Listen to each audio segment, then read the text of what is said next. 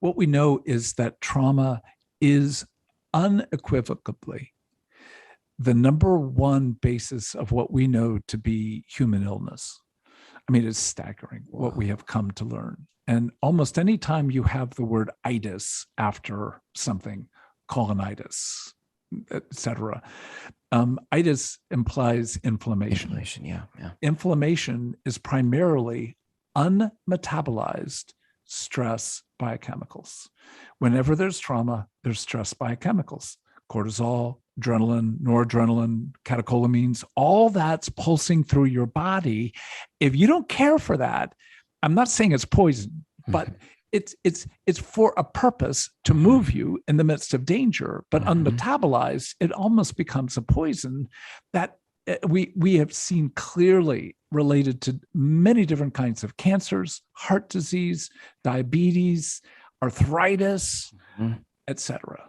And so if we can step back and go, wait a minute, we need to care and engage trauma and care for this orphaned, for this stranger, and for this widow. And if we don't, there will be not only no transformation, there will be debilitation. And so, like, I remember years ago, a hygienist telling me I needed to floss. And I'm like, yeah. And she said, do you know what plaque is? And I'm like, yeah, it's sort of the black stuff in your teeth. She goes, no, it's a living microcosm. And it's like a kingdom that hates you, and it's operating in your mouth to destroy you. And when you floss, every time you floss, you are disrupting this kingdom. And I'm like, what? I have a alien enemy in my mouth, literally. And we all know that it's related to heart disease, not just tooth decay.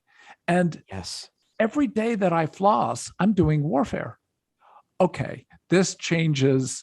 Yeah, I know I need to floss. So often we need to get a sense of the story we're in.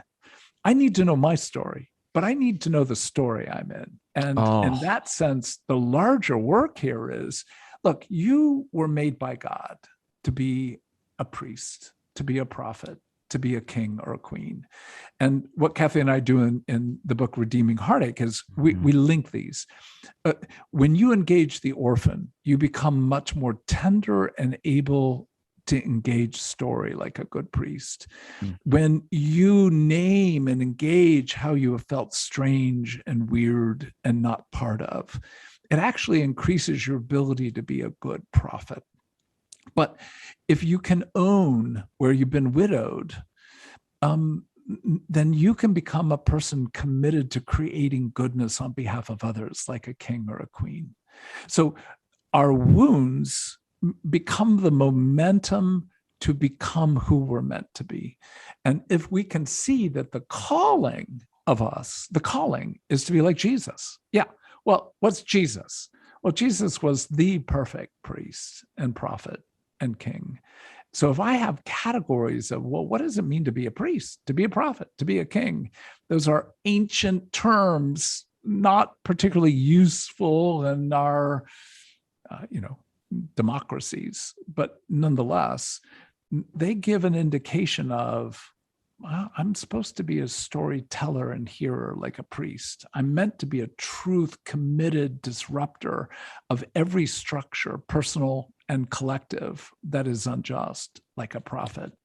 And I'm meant to host people to sweet, deep fellowship, good food, good drink, good music, good dancing, good stories, life-giving presence of love.